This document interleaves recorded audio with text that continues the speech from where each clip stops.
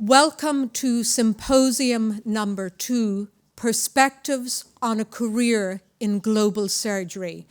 And it is a great honour to be part of this meeting this evening. My co-chair is going to man the questions and answer phase, and I am going to introduce the speakers. This evening, our first speaker is joining us from Scotland. Mr. Mike McKirdy, you are most welcome. And Mike is the president of the Royal College of Physicians and Surgeons of Glasgow. Mike graduated from Glasgow University Medical School in 1985, and after surgical training in West Scotland, London, and Manchester, was appointed as a consultant general surgeon in Paisley. He is significantly involved in the development of global surgery partnerships with NHS Scotland. He took up office as president of the Royal College of Physicians and Surgeons in Glasgow in December 2021, and we are very grateful for him to join us here today and listen to his insight and experience on global surgery partnerships. Mike, you are most welcome.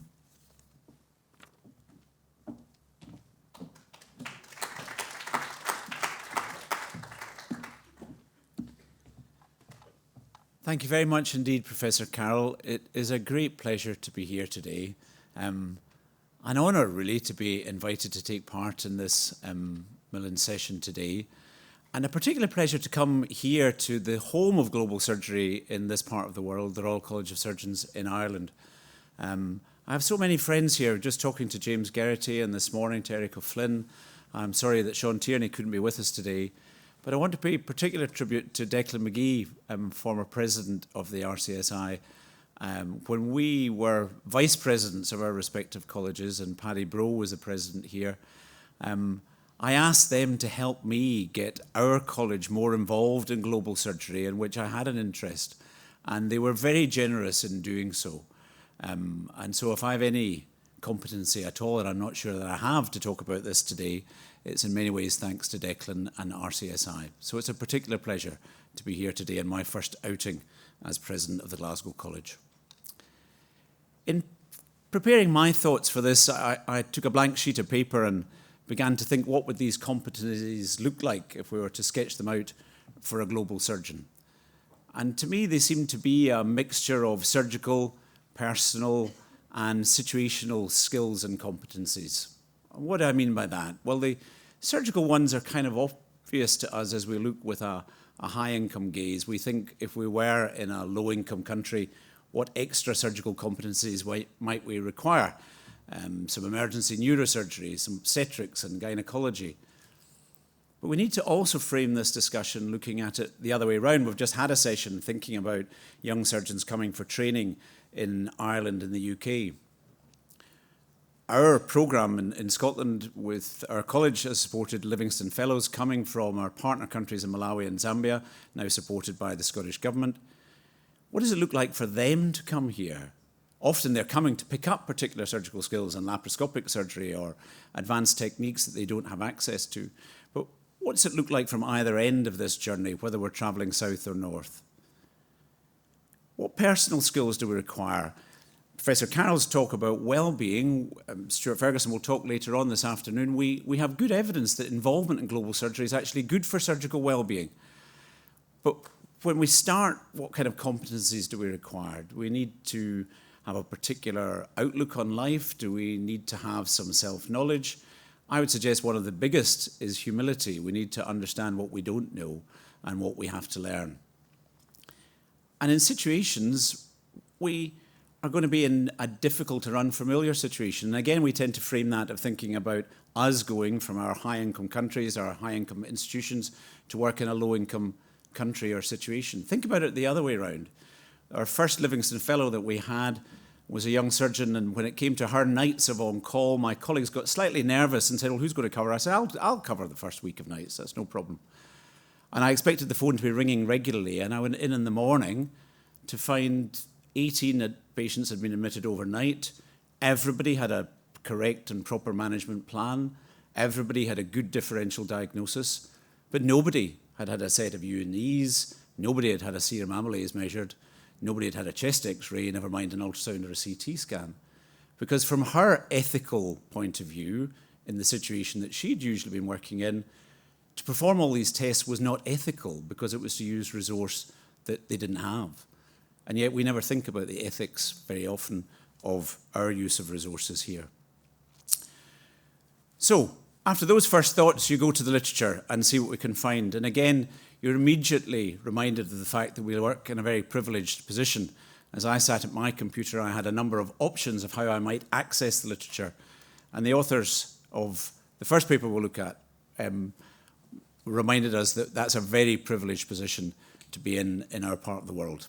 First of all, let's think about 2015. Madam Mohammed this morning mentioned the Sustainable Development Goals and their launch in 2015. It was a red letter year for global surgery, was it not? The publication of the Lancet Commission in February of that year, WHA Resolution 6815 in May of that year, when ministers of health from all administrations around the world gathered and agreed for the first time that surgery was part of universal healthcare. And the publication of the third edition of Essential Surgery gave us a framework for the surgical competencies that might be required. And that red letter year introduced a lot of people to the concept of global surgery, and that's perhaps why thinking about the competencies that are required is more urgent than ever. It's also worth thinking, however, that in 2015, 2030 seemed a long way away. It's getting quite close now. In fact, we're halfway there, more or less. The other thought to have is that in 2015, we really felt a sense of triumph that we'd persuaded our colleagues that infectious disease was not the only part of global health. And having just been through the last 2 years, I think we're going to have to catch up some ground and get surgery to the front of people's minds once more. So back to the literature review. This article published in November of 2021 may have been the stimulus to Professor O'Connell asking me to talk about this. These authors looked at 250 publications which mentioned any kind of curriculum or set of competencies for global surgery. They found that only 55 of those 250 were available in open access journals. So the point I'd been making there, that we are in a very privileged position to have access to the literature, and our colleagues are not always in that position. And they framed their discussion against 17 competencies, which I'll run through in a second. And they found that only 18 of these 250 publications really mentioned these in any serious way. They looked first of all at the Accreditation Council for Graduate Medical Education in North America, and they had this list of 6 competency domains: practice-based learning and improvement, patient care, procedural skills, system-based practice, medical knowledge, interpersonal communication skills, and professionalism. These all sound fair and probably pretty familiar to us. They also looked at their consortium in North America of Universities for Global Health, and this begins to open up the area of thinking about the public health aspects of global surgery. A different burden of disease, the issues of healthcare systems in different countries. What does capacity strengthening actually mean? What are the ethics of moving from one part of the world to another and undertaking surgical work there? Their conclusion that there are no accepted consensus-based competencies or curricula to teach the fundamental principles of academic global surgery is perhaps not completely surprising. And what they suggested was that we need to engage in a Delphi process, and that institutions need to begin to do that, and that we need to urgently include those sister institutions who work in the global south. In another review looking at training and education and accrediting of international surgeons, that point was even more strongly made, that often all of this discourse is taking place in high-income institutions in high-income countries, and we don't have the voices of those from the other end of these partnerships so strongly represented. They looked at a smaller list of suggested competencies: certification as a surgeon, and that's quite an interesting concept. I think we all know people who feel that they are a certified or qualified surgeon in this part of the world and therefore feel very competent to go and work in another part of the world, and often do so without thinking about the manners of registering with a local medical council. As we've just heard, it would be impossible for someone to come from the global south and work here in Ireland without registration with the Medical Council of Ireland. Training in unfamiliar surgery brings us back to that point that we kind of know that if we're going to put ourselves in a different environment, we might have to be familiar with different surgical practice. An emergency burr hole is not something that I've ever undertaken as a consultant general surgeon, but it might be if we were working somewhere where there wasn't the resource to move someone to a neurosurgeon. Not just in subspecialties like obstetrics and gynecology and paediatric surgery, but also sometimes in unfamiliar parts of the body. The thorax, for example, is something which we've rather given up as in general surgical practice. What are the ethics? What's the local disease burden? What's the understanding of disease in this part of the world? And what are local customs and language? We're very strong in making sure that people who come to work in these islands have good English, but we're not so strong in thinking about people going to work in the global south and having good knowledge of local language and customs. So what do we do here? In the UK and Ireland, we have used for our measurement of competency the intercollegiate surgical curriculum programme. It's now based, our new curricula are now based on two fundamentals from the medical councils. This of generic professional capabilities framework has these three domains: professional values and behaviour, honesty, integrity, the duty of candour, professional skills, we can all think what those might look like, professional knowledge of the healthcare systems that we work in, whether the HSE here or the NHS on our side of the water. And cutting across these are research and scholarship in these different themes. So this is what we're working to. It doesn't sound terribly different from the list of competencies that are there in the literature to think about in global surgery. These are surgical competencies. They are medical competencies that probably all practitioners should have wherever in the world they are practicing. To these we add capabilities in practice, or SIPs.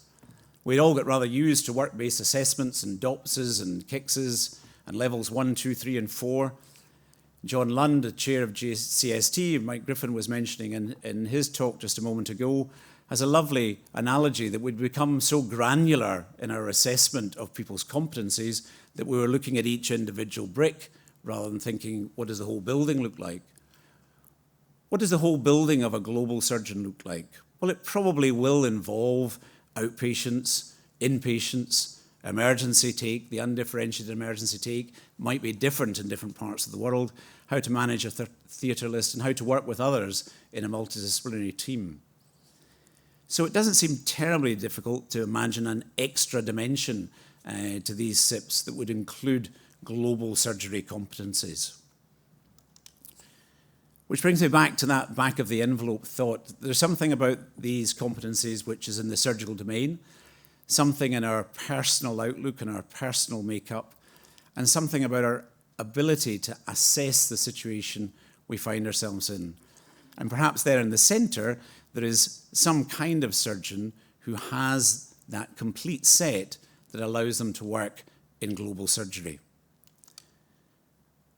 In the surgical domain, it's about practice where we are, about safe practice, and about understanding our gaps in knowledge of disease burden, of the surgical infrastructure that we're working in, who provides pre- and post-operative care here, who provides anaesthesia care, where does the equipment come from, who services it, who makes sure there's a water supply wherever we are, understanding that system that we're around. When it's our own home system, we have an inherent understanding of that. If we're somewhere else, we need to embed ourselves in that knowledge, and those competencies need to be learned.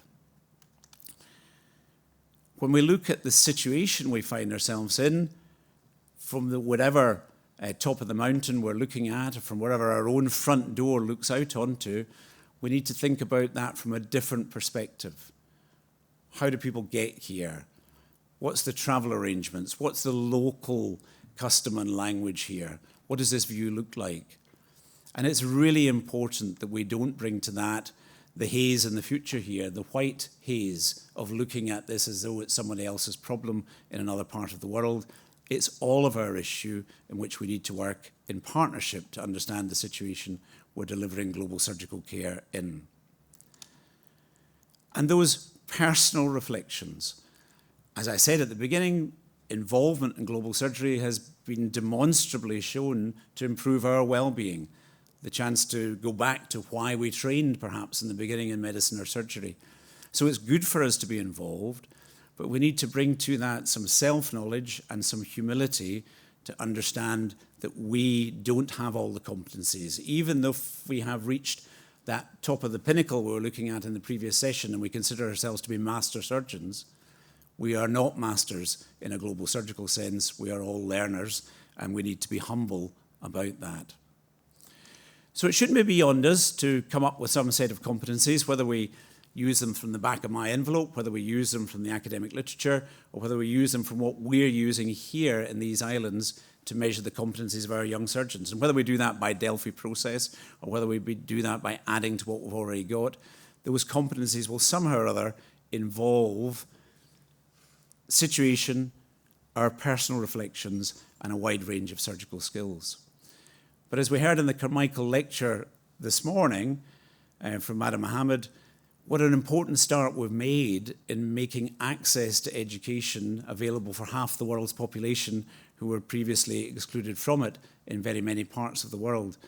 And this picture is taken from women in surgery in Africa, who I know this college have been so important in supporting. And what a great thing it is that half the world's population now are able to show their competence as surgeons. Thank you very much indeed for your attention this afternoon. Thank you.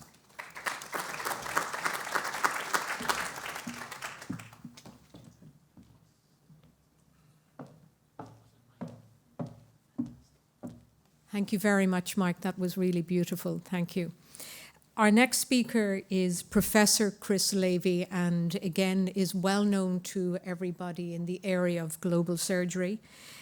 Chris is an OBE. He's a member of the Council of the Royal College of Surgeons in England. He is an orthopaedic surgeon. We won't hold that against him. But he's also a founding member of COSEXCA. And he is joining us today from Oxford. And over to you, Chris. Thank you very much, Camilla. I wish I was with you, but after your words about orthopaedic surgeons, I hope Wales win. Let's get the slides up, can we? Thank you very much. I'm going to give an old man's view of 30 years involvement in global surgery, and then end, or rather infiltrate the talk with some thoughts on a career path. And I am actually thinking of the younger surgeons, and particularly the trainees in the audience. The clicker, it's gone dead. Next slide, please. That's better, clicker's working. What am I going to talk about? Firstly, the clicker, what is global surgery? Why consider a career in global surgery? Is there a well-worn pathway to a career in global surgery? Essentials to remember in global surgery. A little bit of nostalgia over my own pathway, and then some possible paths for the future.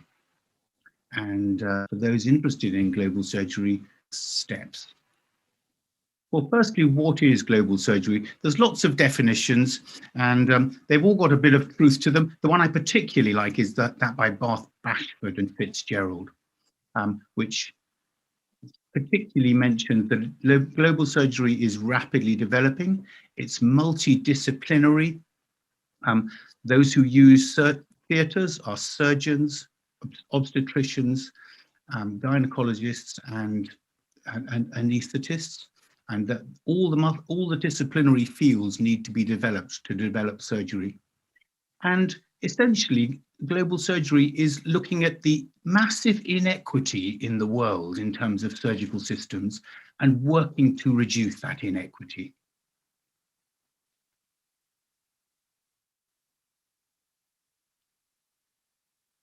Why consider a career in global surgery?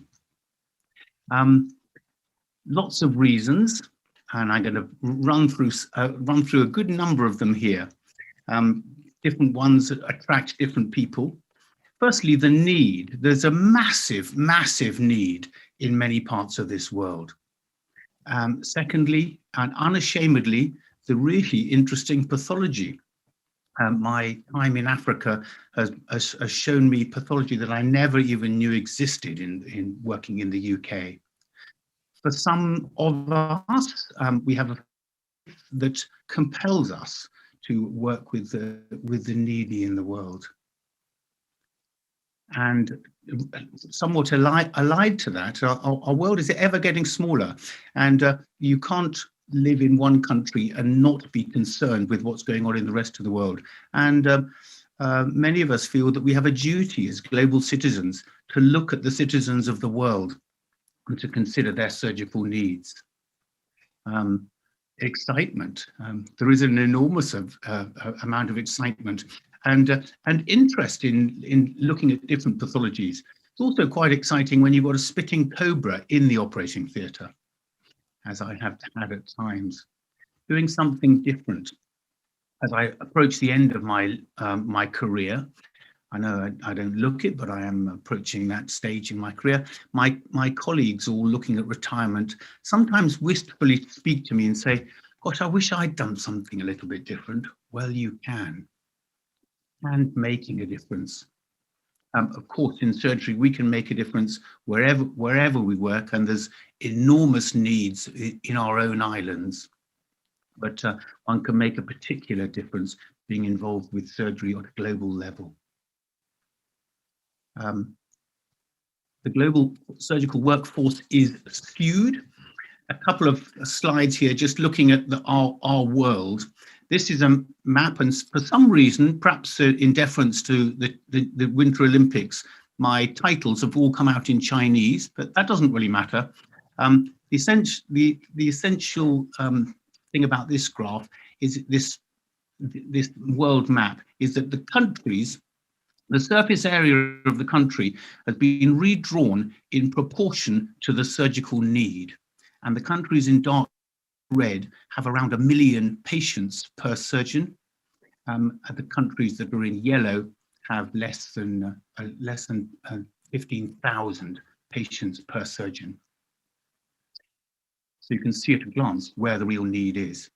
And this is a similar map of the world, just looking at where the money of the world is. Now, if your surgical practice is with the people in the 6th to 7th billion group on the right-hand side of this graph, you're going to be quite well off because those people have got a lot of money. If your surgical practice is in the left-hand side of this graph, there are going to be really conditions and really, really difficult surgical practice and really difficult surgical conditions.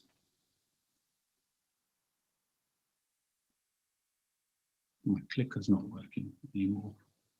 Is there a well-worn pathway? Easy slide this? No, in global surgery. But if you want to be involved in global surgery, and Mike mentioned some of these things, there are some essentials to remember. Firstly, partnership. It's not about the global north or the rich countries leading or even setting up or even distributing and copying their systems in poorer countries. It's about partnership. And I haven't got time to run into all the issues of partnerships here, but I put the FET organization website there and take a little look at what they say about partnership. It is working together. It's about humility, global surgery. Some of us have had a privileged background, and it's a matter of sharing that with those who've had less privilege and less often less training. It's not about you, and it's not a path to riches. And finally, be ready for changes. The world's changing enormously. And in global surgery, it's not a static field. I said I'd look back on my 30 years of being involved in global surgery, and I'd give a list of places that I've spent a significant amount of time. Immediately after house officer years, I spent 6 months in a small mission hospital in Uganda, mainly doing pediatrics, but doing quite a lot of surgery, especially in the evenings when the consultants didn't come to the hospital. I worked for a year as a registrar in South Africa, mainly doing trauma at the big Fridah hospital. And then as a young consultant, I spent a year in Zambia in a rural mission hospital, doing all kinds of surgery and averaging at the end of my list or during the middle of my list, 1 cesarean section per list. And then as a still young consultant, I set up in London for several years. And then once I got married, my wife and I went out to Malawi and we spent 10 years there, the most formative years of my time being involved in global surgery. On return to Oxford, I set up with colleagues the Oxford University Global Surgical Group, where we do research, we do training, and we do clinical partnerships around the world, but particularly focusing on sub-Saharan Africa. What kind of activities have I been personally involved in over the 30 years? A widespread, particularly and initially clinical surgery. And as surgeons, that's what we love doing. We love sharing our skills and we love learning our skills. And we love making a difference in the lives of people with our surgery. Research, it's been an incredible privilege to be seeing and treating conditions that have had very little research done over them. The epidemiology, the causes, and then the best ways of treating them, the most cost-effective and efficient ways of treating them. Training, again, it's been a privilege to be involved in training at all levels. The training that perhaps we're more used to in the UK, like training medical students, but also clinical officers. In Malawi, when I first arrived there in 1996, I was the orthopaedic surgeon for 12 million people. But we set up a training program for paramedic clinical officers, teaching over 100 young men and young women to do the basics in treating trauma, dislocations, and orthopaedic conditions. It was an enormous pleasure and honor to be there in Malawi at the end of the last century, and to meet up with surgeons in the surrounding countries and to band together to set up the COSEXA, the College of Surgeons of East, Central and Southern Africa. A few more words about that later. And then lastly, to bring high-income country registrars out to work in Malawi, to introduce them to situations that they weren't familiar with. And then lastly, I've been involved in hospital building. And I'll show a few pictures of that. And not the second lastly, and most lastly, as was spoken about earlier, advisory and policy work. And again, it was a privilege to be part of the Lancet Commission, looking at the big issues of surgery in our planet. A few pictures. Firstly, the first theatre we set up the first orthopaedics theatre we set up in Malawi with a lot of very serviceable equipment from a little private hospital that was closing down in the Thames Valley. There's the swathe of countries in green that used to meet in the first week in December as the Association of Surgeons of East Africa. And it was meeting colleagues there in those meetings that gave us the dream of setting up COSEXA.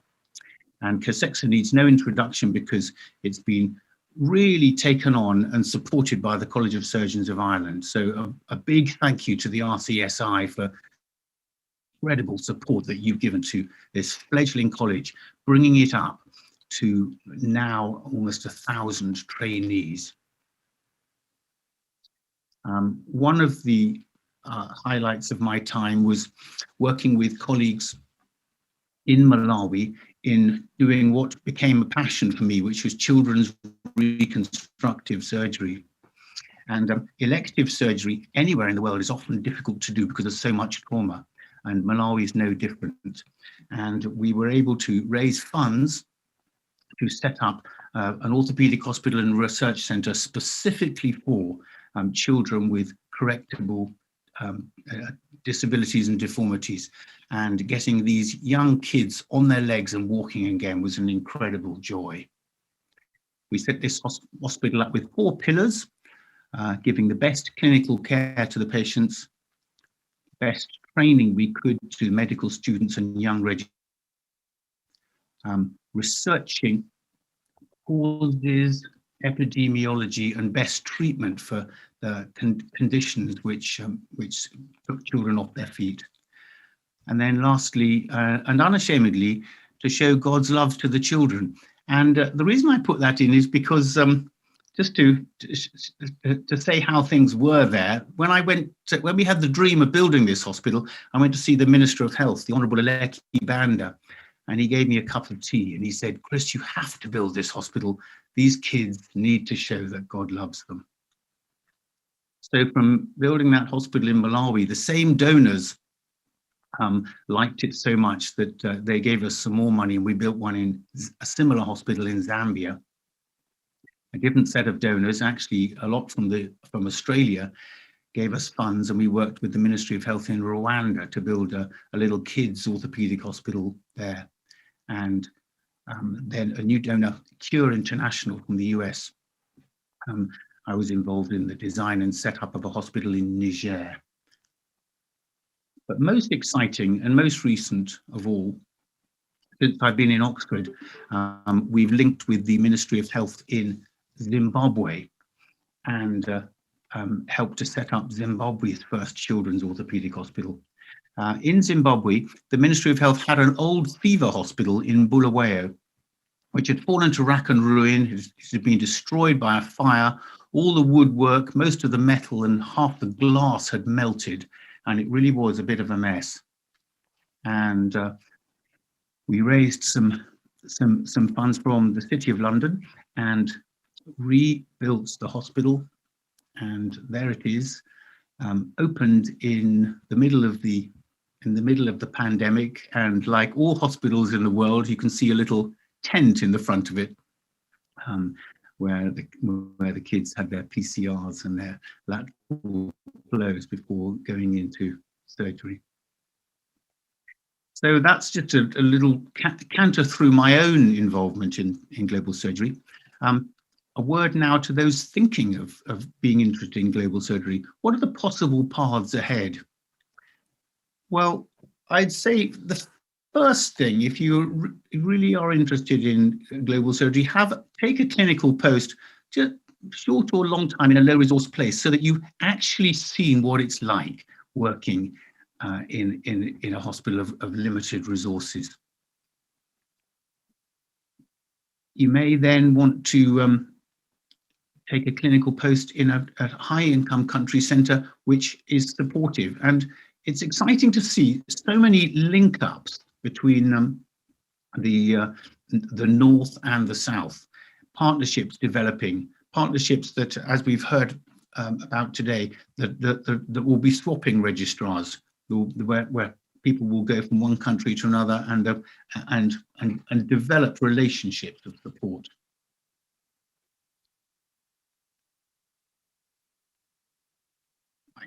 Here we are. Get involved in research. Another really exciting thing, a really exciting development is combined research projects between the north and the south, and you really get to know the colleagues you're working with. Policy and planning, looking at what links with WHO, links with the developments that have come out of the Lancet Commission. And it's all very well for me to design some paths, but actually things will change. So be alert to new paths and new changes in global surgery. So for the Tyro, thinking of being involved in global surgery, what are your next steps? Well, start now. It's not something you want to put off into the future. Start immediately. Make friends with surgeons and surgical allies at your level. If you're a medical student, if you're a registrar, if you're a trainee or a consultant, and have visits. Visit them and they can visit you, and develop links. And those links may be educational, they may be research. Research teamworks are developing fast, and I've found all the colleagues that I've met around the world love being part of research teams. We have improved surgical systems. Think carefully if you are starting a training program. Speak to your training program director and explain to them your interest in global surgery. And I've found that most training program directors are really interested in link-ups with global surgery. Don't tell them the day before you plan to go off for a year, but tell them when you start the program. And then for those in the home islands, if you do take up a consultant post, think carefully about that future post. Talk to your future colleagues. I have to say, I've been extremely, I've had extremely helpful colleagues who've always supported me in my global surgery endeavours. Thank you very much.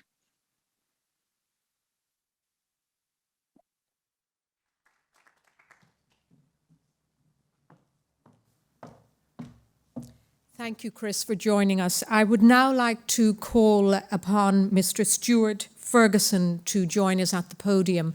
Stuart graduated in medicine from the University of Glasgow in 2006. He currently is a rural surgical fellow in Aberdeen, and he will be taking up his consultant surgical post in the NHS Shetland.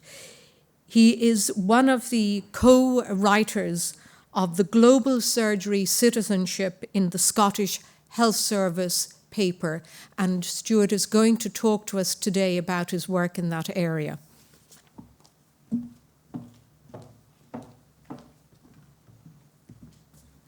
Thank you for the kind introduction, and I have long been an admirer of the contribution that RCSI has made to global surgery, so I am privileged to join the session. This is the task I have been given, to talk to you about global citizenship in Scotland. I think with the hope being that it provides a country example of how a system might support an effort towards global surgical equity.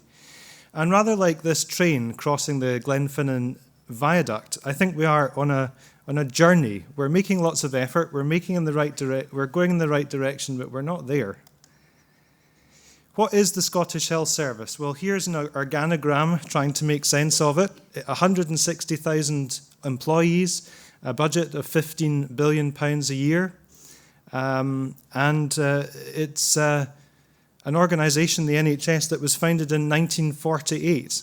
It's interesting to read the legislation that enacted the NHS, which for Scotland reads, "It shall be the duty of the Secretary of State to promote the establishment in Scotland of a comprehensive health service designed to secure improvement in the physical and mental health of the people of Scotland."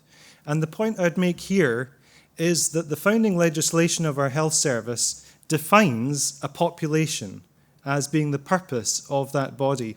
And therefore, for much of our history, the idea of personnel or equipment or resource being used elsewhere was regarded as completely irrelevant, really, to the NHS and to our people. And that perception is changing. I'm going to outline that journey for you towards global citizenship, thinking about it in terms of our devolutionary journey. 150 years ago, there were increasingly healthcare workers from Scotland and many other countries through colonial expansion and through medical missionary endeavour, becoming involved in healthcare systems elsewhere around the world. But whether from religious motivation or otherwise, there have always been healthcare workers highly motivated by the thought of working elsewhere. That's just not been considered part of core business. The Queen opened the first Scottish Parliament for nearly 300 years in 1999. And early in our devolutionary journey, in 2005, you might remember the G8 met in Gleneagles, and Tony Blair had set up a commission for Africa around that time, trying to focus the thoughts of wealthy nations on how they would be better neighbours. And in that environment, our First Minister, Jack McConnell, decided there was a space for Scotland to form a country-to-country partnership with the nation of Malawi, where David Livingstone had spent some time and where many existing connections continued. So a cooperation agreement was signed, a small budget was appointed, some coordinating bodies were established, and that's generally been regarded as a significant success.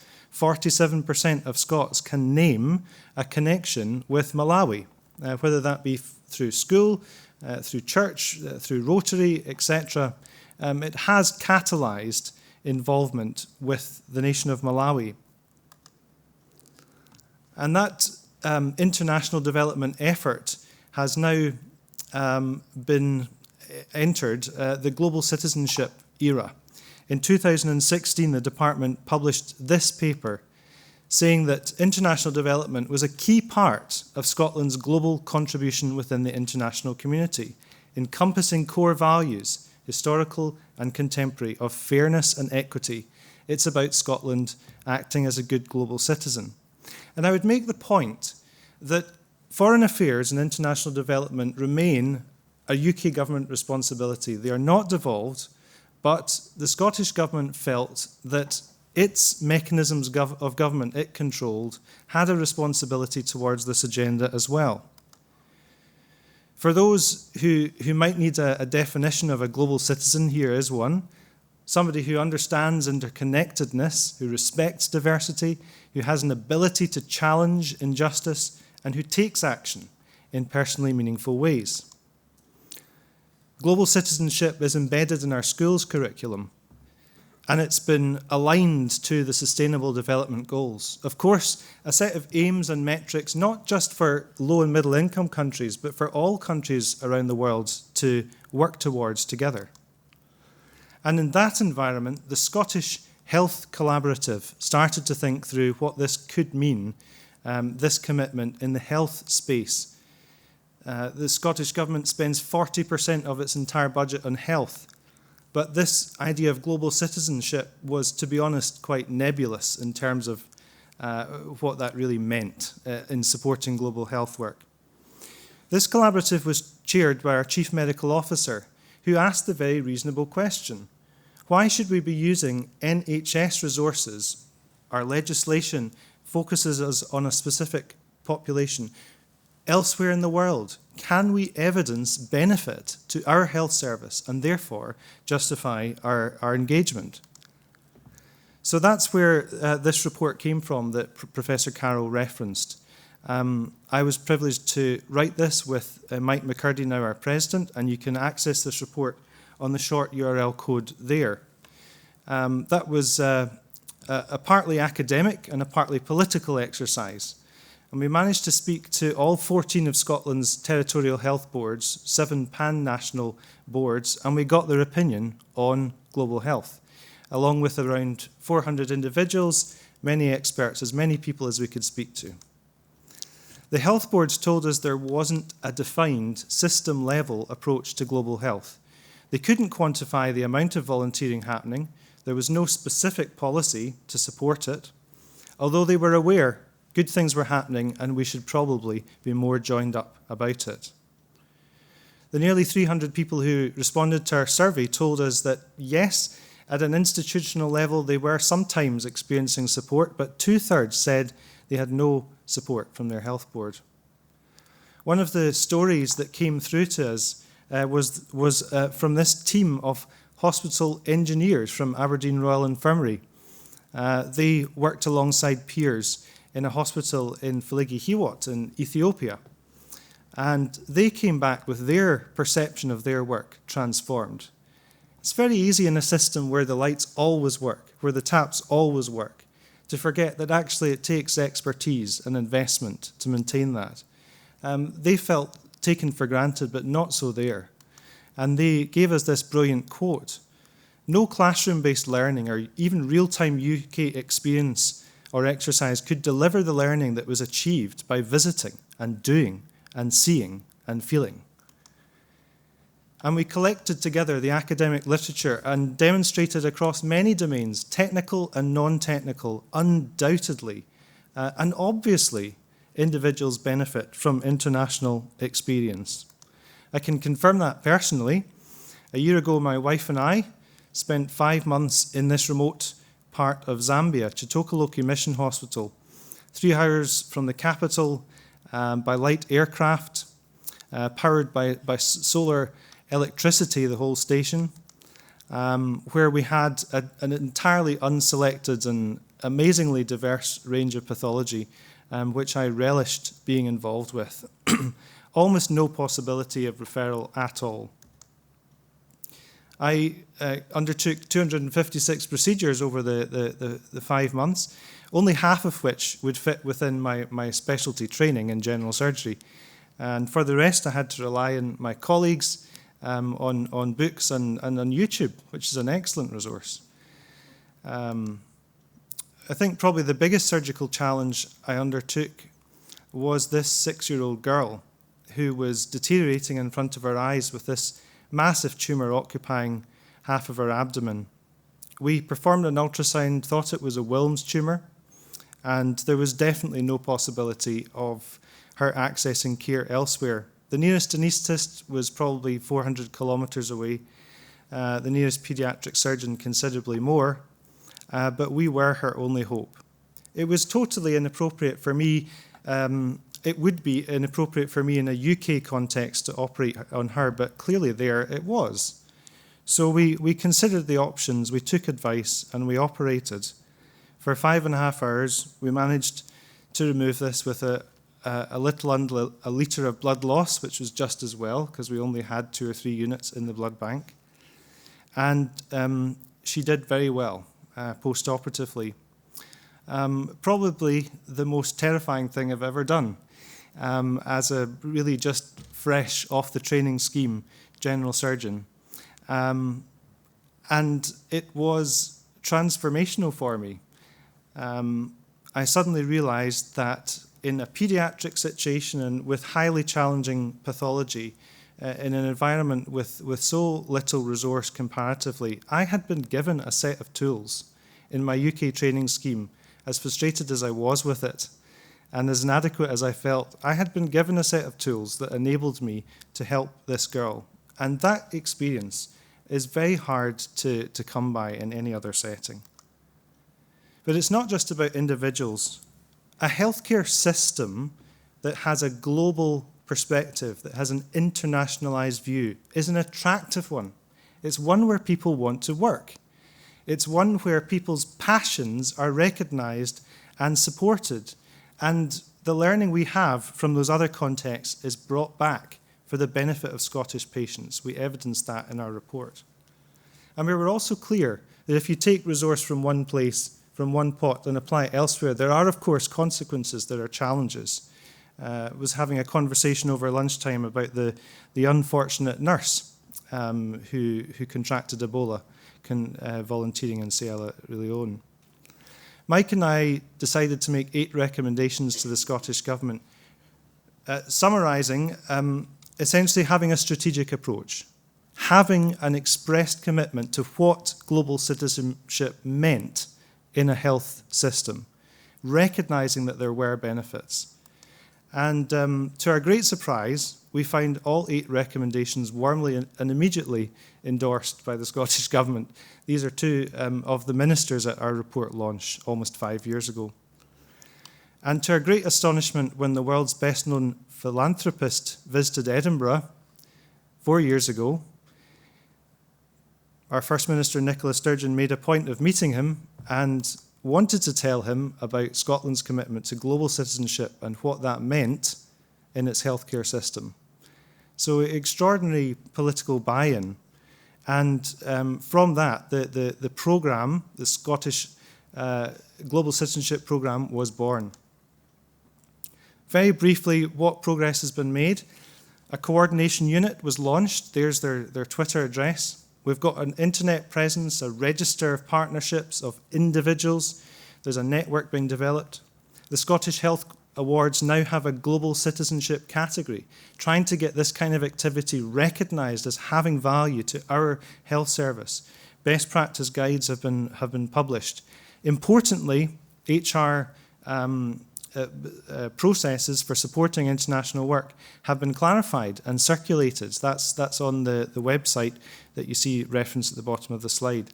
And excitingly, there are some bespoke global health themed consultant contracts being made available. And I reference the Shetland Islands.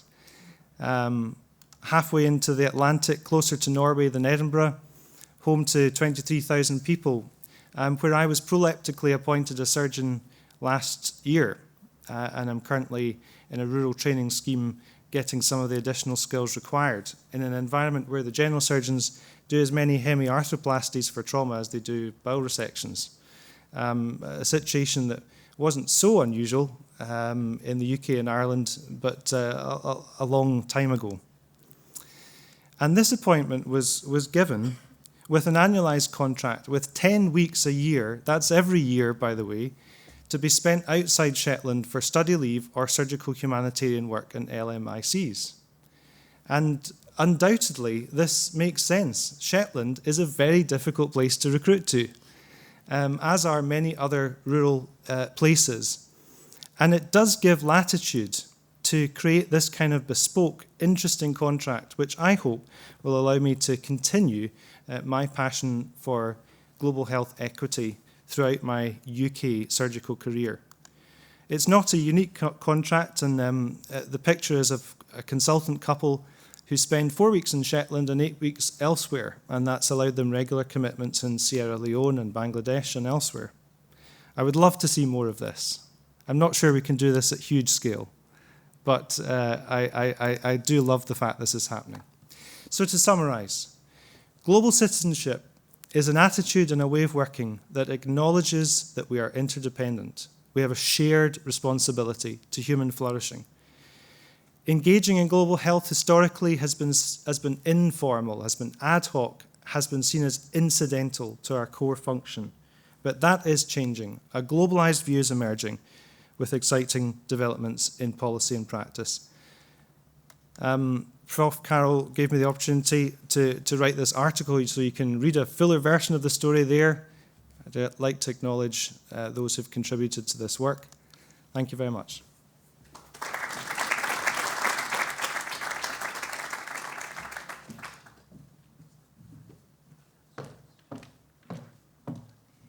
Thank you, Stuart, for sharing your passion for global citizenship with us. And you mentioned the surgeon. We have the editor-in-chief of the journal The Surgeon with us today, Professor David Healy, and free online at the moment, and there's a QR code somewhere in the meeting where you can access the February Global Surgery edition of the journal The Surgeon. It is a great pleasure to introduce our next speaker, who is joining us here today from Nairobi, Kenya. Dr. Fridah Bosire is a consultant general surgeon with a special interest in endoscopic surgery. And Dr. Bosire later on is going to receive an award from President O'Connell. She is the recipient of the 2020 Gerald O'Sullivan Gold Medal for the best FCS RCSI COSEXA candidate. Dr. Bosire, you are most welcome.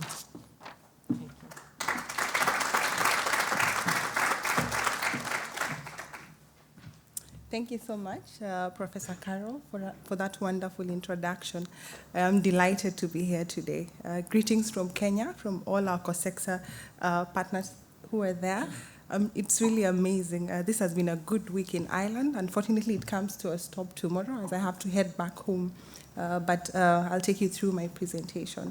Like she said, my name is Dr. Fridah Bosire. I just recently graduated from the College of Surgeons East, Central and Southern Africa.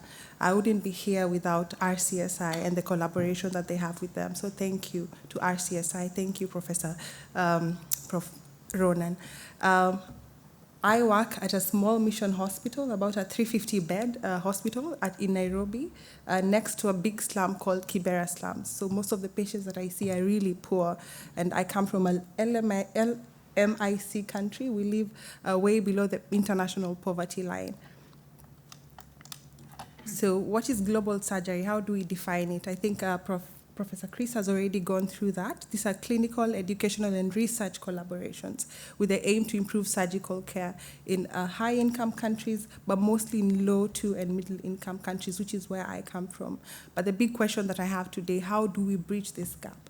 What is the role of surgery in achieving universal access to healthcare? This is a global priority as was listed by the Lancet Commission publication back in 2015.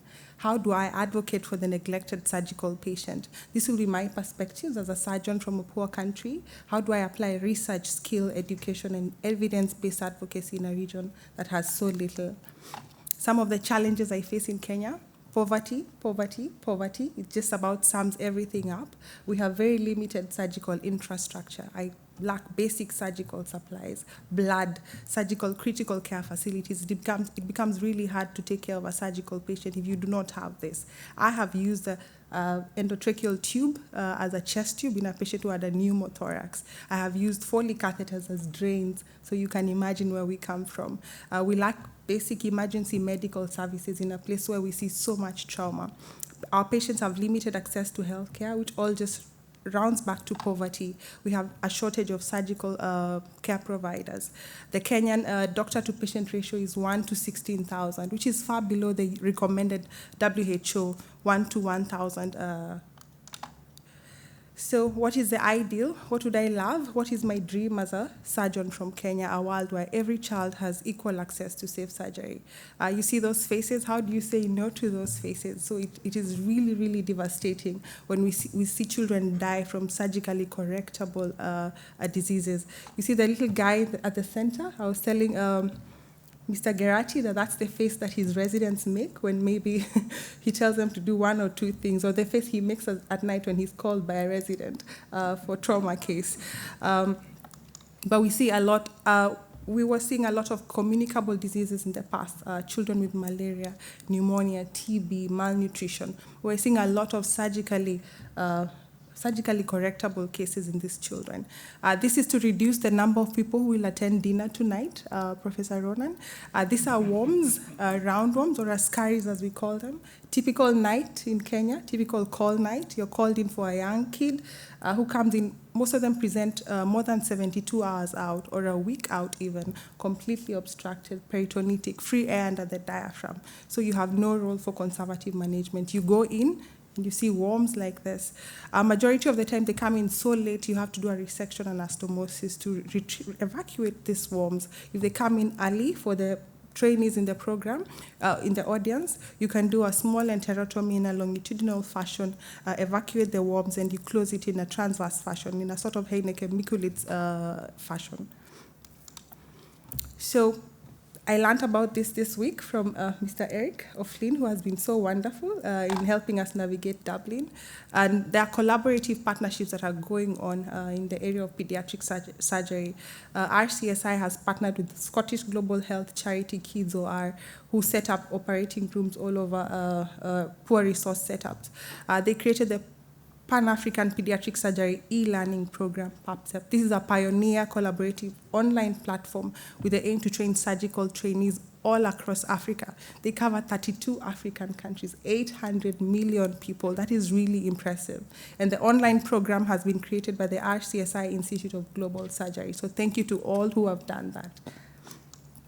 So talking about children again, this is a young boy, 1 year old, who came in, was playing with his brother, maybe like the two, Professor Ronan and Mike, next to each other. So he was playing with his little brother, and the brother shoved a nail into his trachea, and of course he came 200 kilometers away looking for a place he could get help, and he landed on my call night as a chief resident. This was my last call case, actually. And I had received good training from COSEXA. Dr. Gainey, who was my pediatric surgeon, who trained me in pediatric surgery. We didn't have good equipment, so we had to improvise a lot. But we were able to evacuate this nail 3-4 hours later, again, 3 a.m. at night. Difficult things to do without ventilator, without proper bronchoscopy equipment. You're literally using your finger to occlude the tube so that you don't lose air when you're ventilating. But he went home after 48 hours, so that's a success story. Women and health, I am passionate about this. As we all know, today is February 4th. It's World Cancer Day, and the theme for this year is closing the care gap.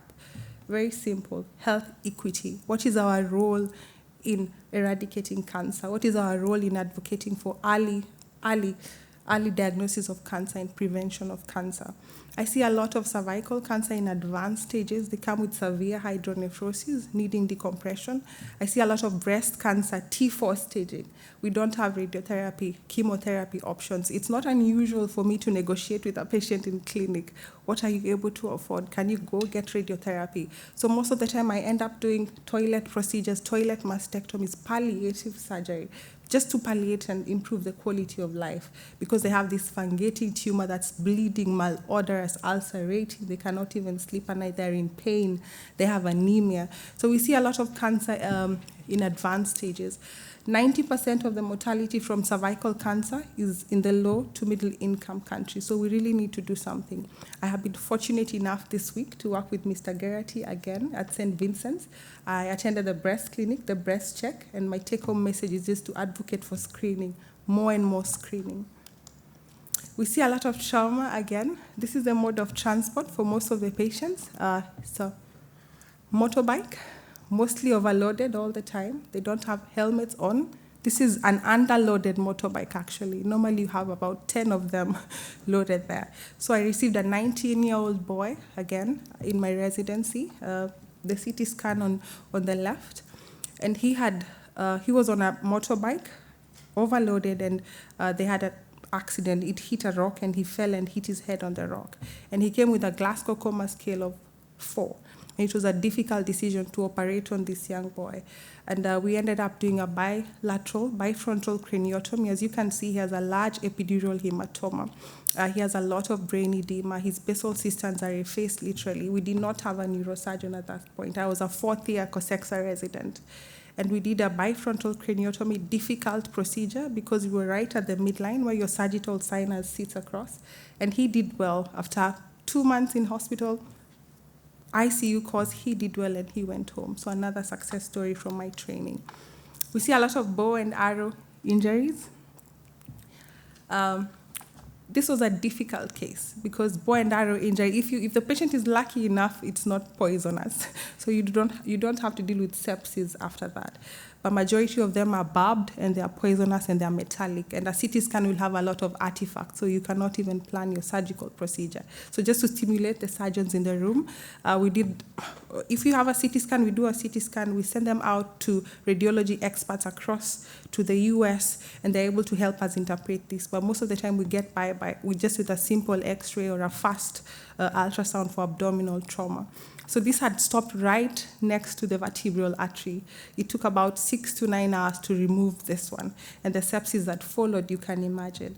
But we see a lot of bow and arrow injuries, very interesting. We live next to a community, the Moran Maasai community, and sometimes we see children come in after being trampled by wild animals, you can imagine. One little boy came and he had his barrel in his hands and he actually just died right there in casualty after walking about 2-3 kilometers to get to a hospital. This is not to scare you, but just to stimulate your minds and just take you to the other side of the world.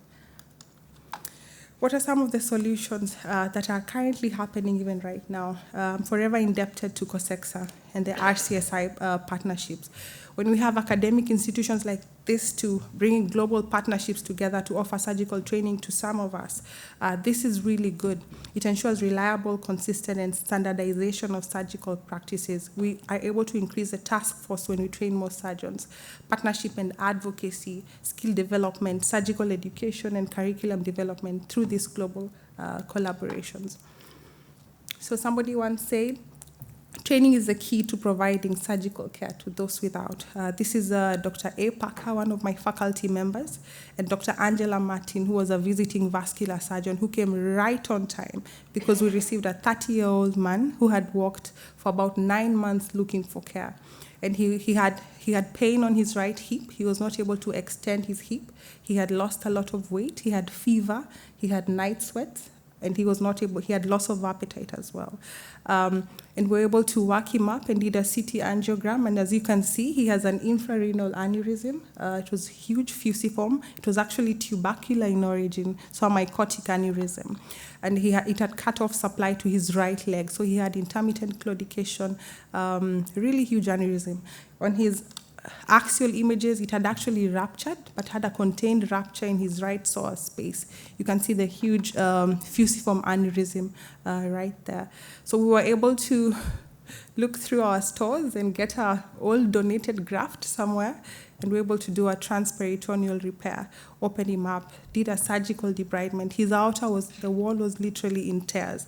So we're able to get proximal distal control, do an aneurysmectomy, and do an end-to-end aortoiliac bypass graft, which we soaked in rifampicin, and we treated him with anti-TBs for 9 months, and he went home. He went home. So that is wonderful. So COSEXA, in the year 2020, I got this data from RCSI, global surgery page, and we're able to do 250,000 procedures, and that is wonderful. They put there that Robert is a common trainee first name, which was really funny, but we did a lot of cases spanning across general surgery, orthopedic, cardiothoracic, all sorts of procedures. And we're seeing an increasing trend in the entry program, so more and more medical students are wanting to join COSEXA through these collaborations. It wouldn't be a complete presentation if I did not talk about gender equity in surgery. I'm sorry, guys, but happy women, a happy society. I think we all agree. We're seeing a lot more women joining surgery as a profession. Unfortunately, it's still only 28% of physicians in Africa who are female. That's really a low number. But we're seeing more and more of them coming in, and we're trying to do more WISA mentorship and trying to encourage young ladies to come in. When I did my MCS exam as a second year, I was 3 weeks postpartum, and I did it. And I tried to tell them, you can do it. There's nothing special about it, just to encourage them. In conclusion, just a little bit to talk about research in global surgery. This is still something that is up for debate, but I would really encourage it.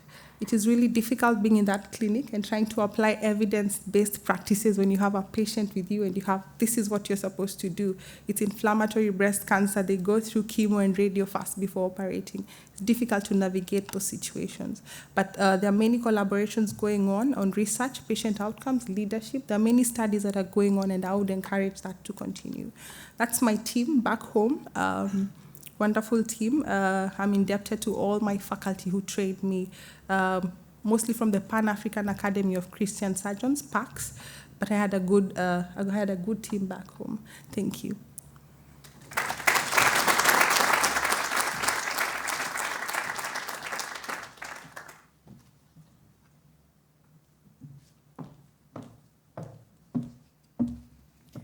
Dr. Bosire, you are indeed an inspiring woman in surgery, and thank you for taking us to your part of the world with everything you presented here this afternoon. Thank you.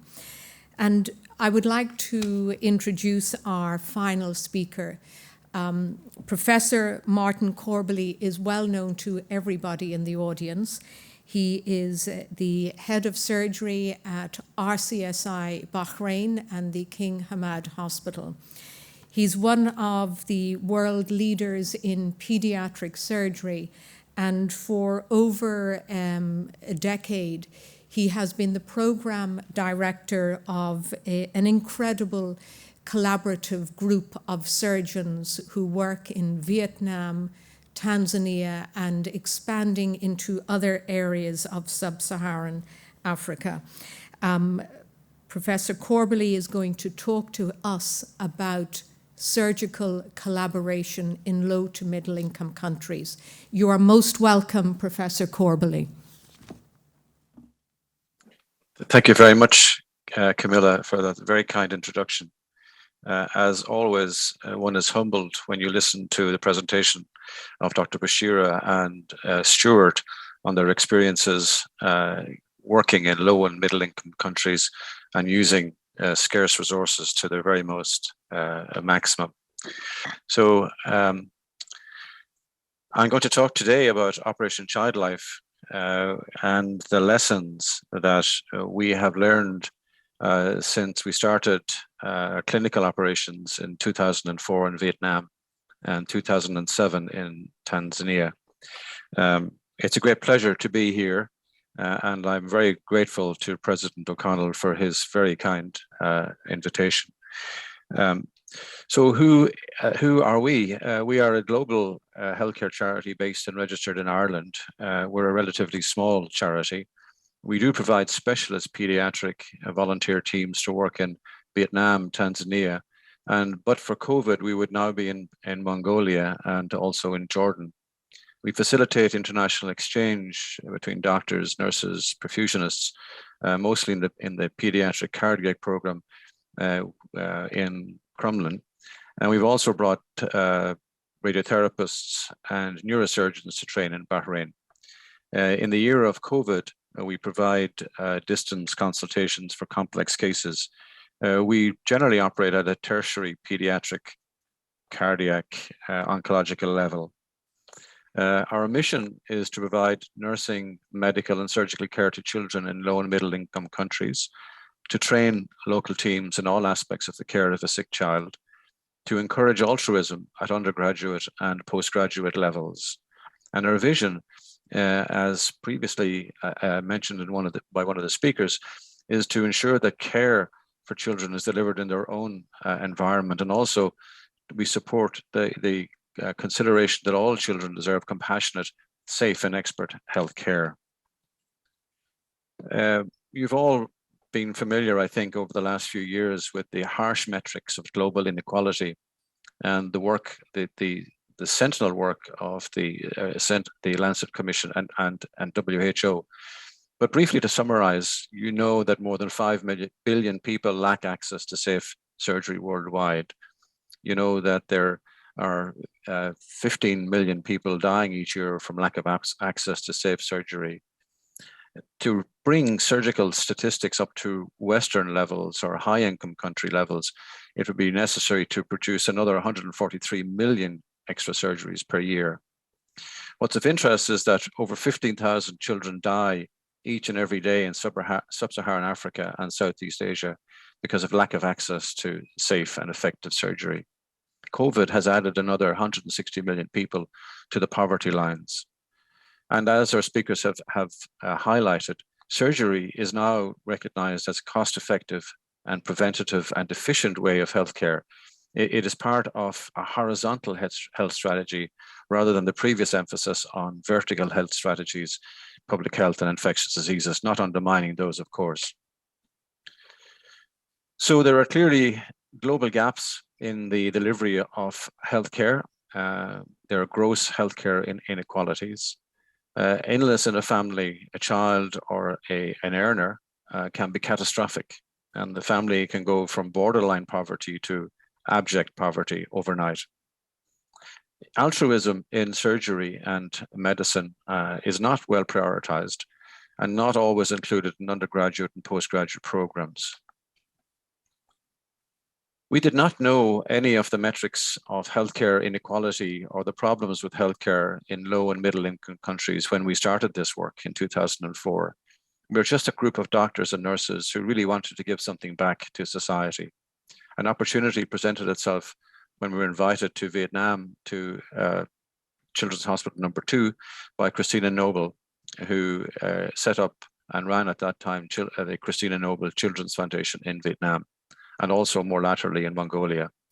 And a similar opportunity arose for Tanzania in Muhimbili National Hospital with an invitation from Dr. Patricia Scanlon, who's a pediatric oncologist, and also the chief executive of Their Lives Matter. Our timeline, therefore, was 2004, we began our work in Ho Chi Minh City. In 2007, we began our Tanzanian oncology experience. In 2007, with additional funds from Irish Aid, we signed a memorandum of understanding with Children's Hospital No. 2 to deliver cardiac and oncology services. Following a period of close mentorship, the cardiac program opened in 2010 under close supervision by Professor Mark Redmond, who is well known to you, and Dr. Paula Sleeslock, who's a pediatric cardiologist. And because of funding issues, we felt we should register ourselves as a formal charity in 2011. Essentially, we were running out of funds, and we'd previously been funded very generously by RCSI Dublin. So what are our priorities? Well, we're passionate about working to a high ethical standard. We work within the existing local framework. We work respectfully alongside and with our host colleagues. We recognize the importance of local customs and values. We never dictate what to do. We always offer options, and we only do what we're asked to do. We only go where we are invited, and we're very keen to contribute to the WHO 2015 Sustainable Development Goals. We feel that local empowerment is key. We want to define our local goals clearly, what is possible, what is not, try to establish a time frame, which includes an exit strategy, but we failed in this because we would normally be leaving between 5 and 10 years, but 18 years later, we're still in Vietnam. We'd like to analyze the impact of our work and to ensure that it is sustainable going forward. So what have we done in Tanzania? Well, the initial impetus was to improve the quality and help with surgical oncology. So since 2007, the surgeons there who are really understaffed and treat a huge number of patients are very competent, very skilled at doing radical nephrectomy for Wilms. They are evolving their experience at hepatectomies, vascular access, and neuroblastomas, and other short soft tissue tumors. We provided a orthopedic surgeon who has helped them develop their skills in pediatric orthopedic surgery, and we currently have an ongoing program in pediatric urology. And of course, we are available to help with general pediatric surgery if asked. In Vietnam, we've had a longer time there, and our trips there have been more frequent. But just to highlight the most important ones, we've signed off on congenital and erectile conditions, reconstructive airway, hand reconstruction, and esophageal reconstruction. And this has all been very ably helped by our anesthetic colleagues, especially Dr. Brendan O'Hare and Dr. Billy Casey, who have introduced safe anesthesia, intraoperative saturation, post-operative sat monitoring, regional anesthesia, and so forth. Over the course of years, we've helped with radiology, interventional radiology, currently with Professor Mark Ryan, pediatric pathology, which in Crumlin, and also training abroad, and surgical oncology, which I'm still involved with. Perhaps the star of the whole list is cardiac surgery and cardiology. And when we were asked in 2007 to help them with this, we were told that there were 500 children dying each year in Ho Chi Minh City alone because of lack of access to effective cardiology, interventional cardiology, and cardiac surgery. And with Mark Redmond, Paula Sleeslock, Billy Casey, Brendan O'Hare leading, they have now a fully operational non-invasive cardiology unit. They do 2 pump cases per day in congenital heart surgery. And also we can help them with pediatric infectious diseases. Our nursing staff need mention, because they were very instrumental at the beginning, especially when language was a barrier, in helping set up theatre nursing practice. And we have recently brought neurosurgeons, thoracic surgeons, urology to Vietnam. These are ongoing projects. So from my own area of interest, pediatric surgical oncology, we've discussed the principles of pediatric surgical oncology, the role and importance of tumor board, timing of intervention, especially when children are on chemotherapy, and effective anesthesia and surgical techniques.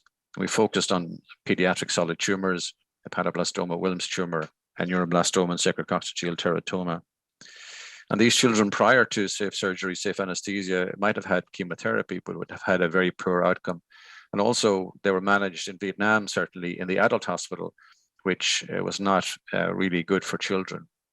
So for Wilms tumor, you see a large tumor here, and we've shown them and helped them, and been wonderful to participate in their progress to doing safe Wilms radical nephrectomy, no tumor rupture for quite a massive tumor, and relatively bloodless surgery for about 10 mLs. And similarly with liver tumors, they're fantastic doing liver tumors in Vietnam, so much so that their lead surgeon is now one of our OCL surgeons. And you can see this relatively bloodless procedure under total vascular access. For neuroblastoma, you can see the picture on the left showing a tumor encasing the renal vessels, and after complete clearance of the tumor, the yellow sling on the renal vein and the red sling on the renal artery. And of course, there are some tremendous pathology that you never see too often anywhere else, like this massive sacrococcygeal teratoma in Vietnam. And they're fully proficient at doing all of these techniques. So we ask ourselves, has our intervention had a good outcome? What's the perspective and outcome? Is it in keeping with local needs? Have we developed a sustainable program? Have we developed local capacity? Have we monitored progress and guided complexity escalation? And have we followed up, and are we aware of complications? Well, of course, in every relationship, there's always the good and the bad.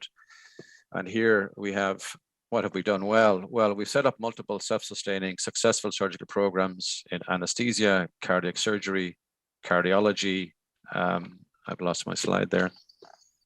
Anorectal surgery such as imperfect anus, cloacal exstrophy, Hirschsprung's disease, and airway construction with the expert help of John Russell for tracheal reconstruction. We've treated in or around 1,000 complex patients in Vietnam and Tanzania. We've trained a large number of anaesthetist surgeons, doctors, and nurses. We've established significant trust in our host countries, and we facilitated student engagement also, in that RCSI Bahrain sends nursing and medical undergraduate students with us on our clinical visits, and that serves vital in their undergraduate progress, especially in encouraging them to have an altruistic view of the world. OCL pays for flights and accommodation only, and all of this is administered through RCSI travel. What could we have done better? We could have established better and more robust audit and follow-up. And this is a difficult problem when you have patients from rural areas who can be lost to follow-up relatively easily. We would need better statistics for a better analysis of impact. We could have funded research at an earlier stage, and we could have reached out to like-minded NGOs and hospitals and made more effective partnerships. We could have instituted formal training programs. We did take nearly 35 doctors, nurses, perfusionists, surgeons from Vietnam to train for the cardiac program. We could have directly lobbied for more improved services, and I have on occasions written to hospitals to point out deficiencies in a diplomatic and polite way. And of course, we could have recruited more volunteers. So what are we doing now? In terms of clinical engagement, we are of course COVID dependent at the moment. We are expanding our services to include ophthalmology, urology, neurosurgery, which we started in Vietnam. I don't know, Shane, can you make the screen a little bit bigger? Maybe I can get it here.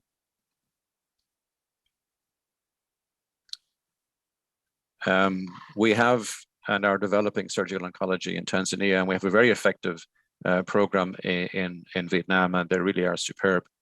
We've signed off on, we are initiating services to Mongolia. We're consolidating services in Vietnam and Tanzania, as I've said. And we're expanding services to Amman, Jordan, with the Jordanian Red Crescent to include pediatric surgery and also pediatrics, hopefully, in the refugee camps. So we are also developing online consultative services, which we are using the advantage of COVID, if there is an advantage of COVID. We're actively recruiting clinical members, we're actively fundraising, and we're about to appoint a part-time administrator. As up to this point, we have had no help with administration apart from board members. We're also trying to encourage altruism research and training, and we're currently about to launch a 5-year Operation Child Life RCSI travel fellowship, which would be postgraduate nurses, anesthetists, surgeons in pediatric specialties to travel to any of our clinical sites. We're seeking to fund a full-time research fellow in in Ho Chi Minh City. And we have adopted a training program called PASS, Pediatric Acute Surgical Scenarios, in conjunction with 2 retired American pediatric surgeons who run this course in Vietnam. And we hope that we can bring our board members, volunteers as faculty to learn this course and deliver this in Tanzania and Mongolia and wherever we find ourselves. We're participating in an online master's program in Tanzania. So we are also upgrading our website. We want to make ourselves more well-known. We want to extend our influence more widely, as it were. We've signed an institute with the Institute of Global Surgery, RCSI Dublin, to include an offer of clinical services where needed, and also to teach PASS to pediatric surgical trainees. This would also be useful to pediatricians in emergency departments and general pediatric trainees as well. We're establishing formal connections with other like-minded bodies, such as Taking Pediatrics Abroad. They have operations in the Pacific, Africa, and Asia. The Global Institute for Children's Surgery, which is a global organization, and also looking for WHO recognition. What are the essentials of a successful non-government organization? We must have a strong, committed, active board, a team of willing and expert volunteers. We ask for invitations from a host country or hospital. We should have a steady source of funding. We should have the ability to train offsite and an agreement to receive trainees. We were very fortunate to have this arrangement with Children's Hospital Crumlin, and we're hoping that Children's Hospitals Ireland will also take this on. We also want to have and need to have formal training, teaching platforms embedded clinical missions, and hence our adoption of PASS. And you also should have extensive lateral agreements with other like-minded non-government organizations. We have a very hardworking Operation Child Life board. John Collins, Jean Hughes, Cormac Kilty are not medical doctors. The rest are all in medicine, anesthesia, cardiology, interventional radiology, endocrinology, and Professor Otoum, who's president of RCSI Bahrain. But really, the core of our organization are the multiple members who give up their time freely and their expertise to travel to Vietnam and Tanzania to help children overcome their illnesses and help the local teams train up to that level. And these 6 people here deserve very special mention. Dr. Brendan O'Hare, consultant pediatric anaesthetist intensivist, and Roisin Cleary, who is a senior nurse in Crumlin. And both of these came on the first mission to Vietnam. Billy Casey in his Irish rugby jersey, Mark Redmond, who's very well known to you, and the core of the pediatric cardiac program in Ho Chi Minh City, Paula Sleeslock, who's a pediatric cardiologist and interventional cardiologist from Crumlin, and Mark Ryan, who's an interventional radiologist working in James's Hospital and Beacon. But a special thanks has to go to the hardworking doctors and nurses and allied healthcare workers in Tanzania and Vietnam who constantly struggle for their own people. And these are truly our guiding and our brightest lights. So all that remains to be said is thank you, Asante Sana, Kamanyu Yu, Shukran Jazilan, Thank you very much.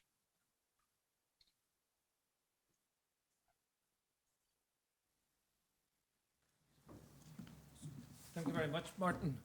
Thank you. Can I call the speakers up to the top, please?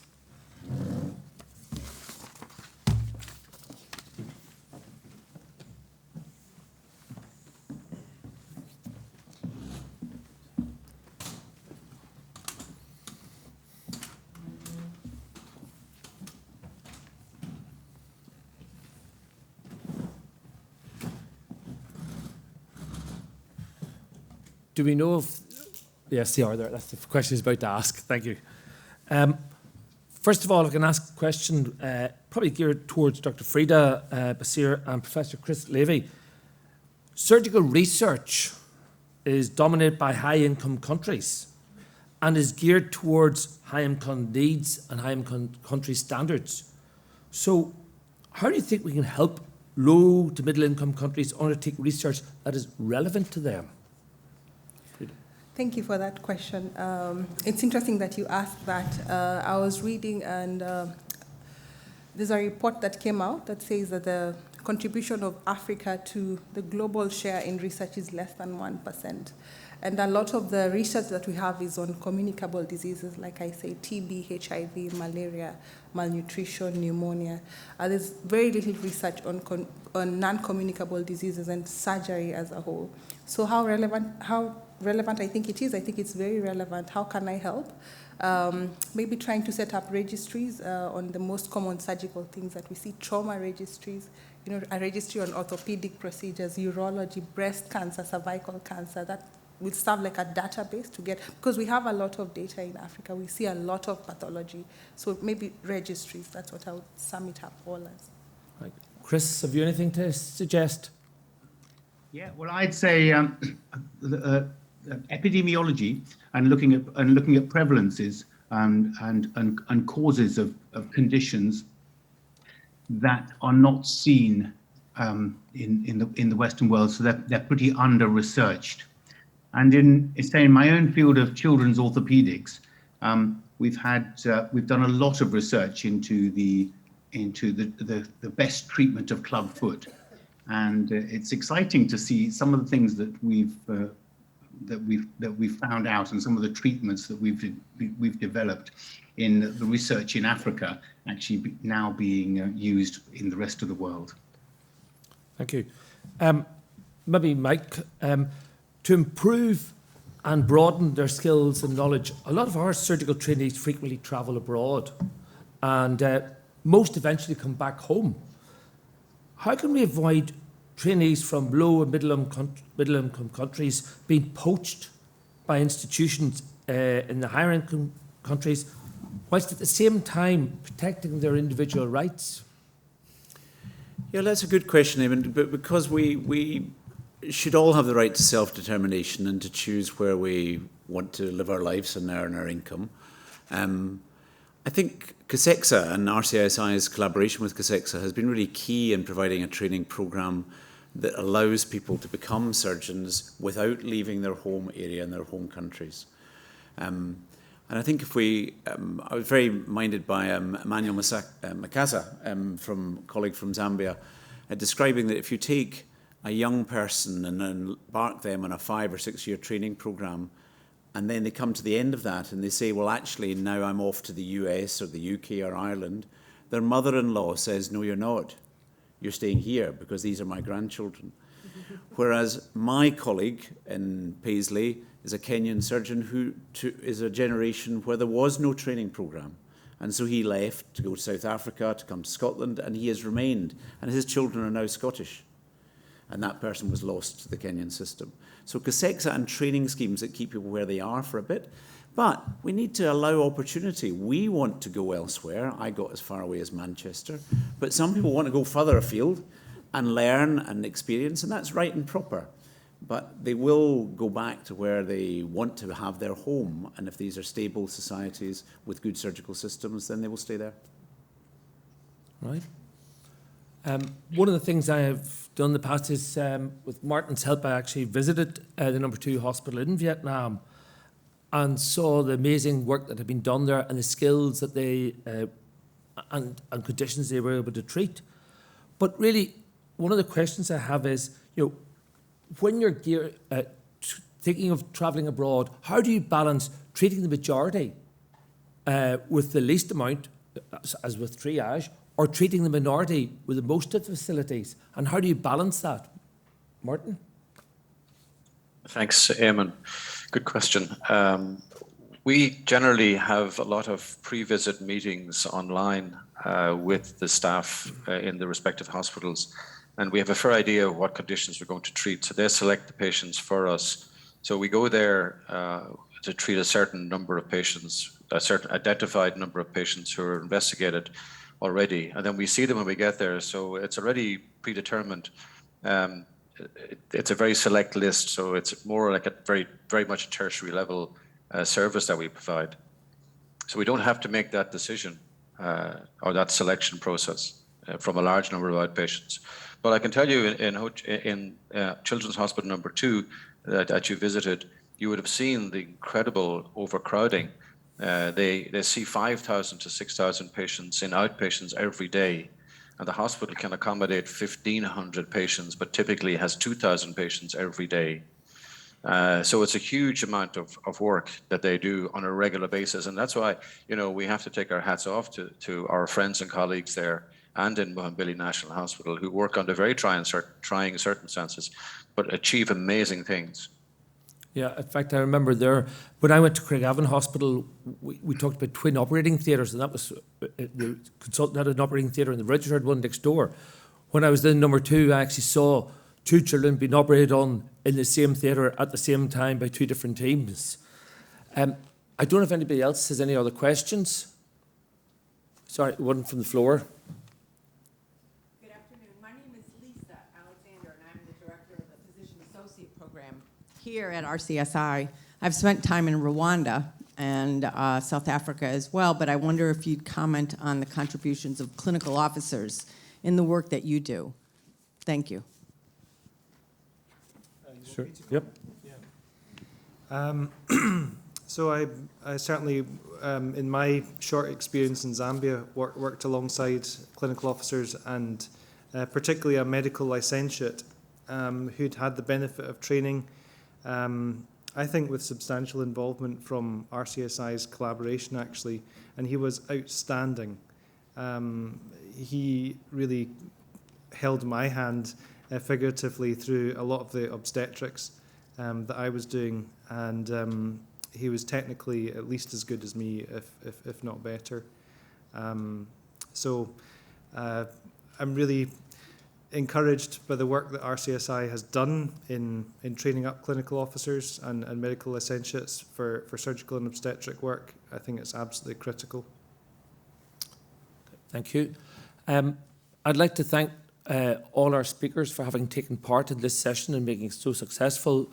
The ones who are across the water and abroad, and all of you here. And thank you very much for attending. And then if it called now on Professor Ronan O'Connell, President, to present the Gerard Sullivan Medal.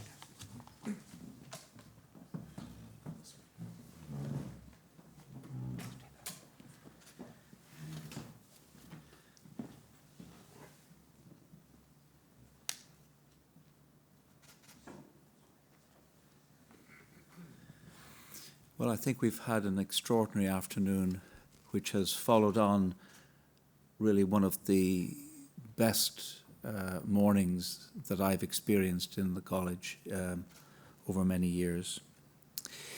The Gerard O'Sullivan Medal is awarded every year to the fellow who graduates top of the class at the annual COSEXA examinations.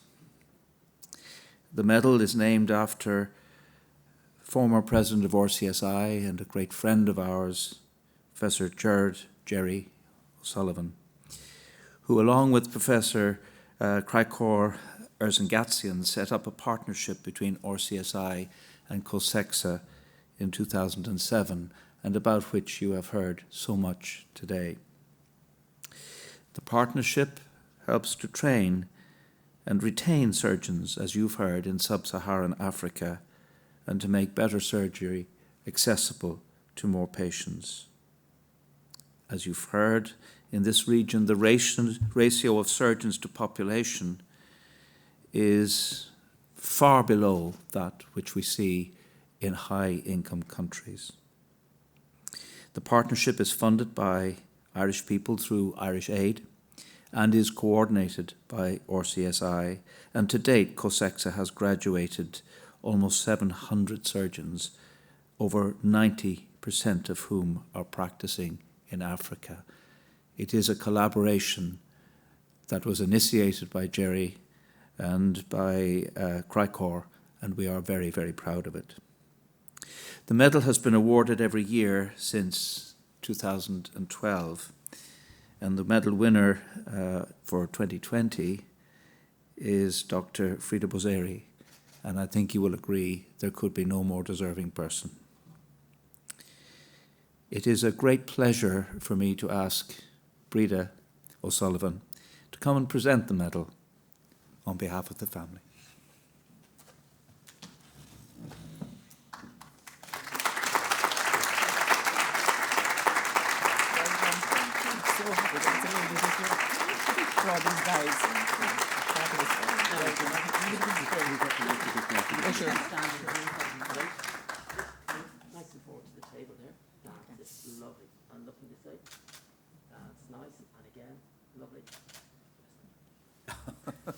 I've had enough photographs taken. Okay, here we go, looking this way, that's great.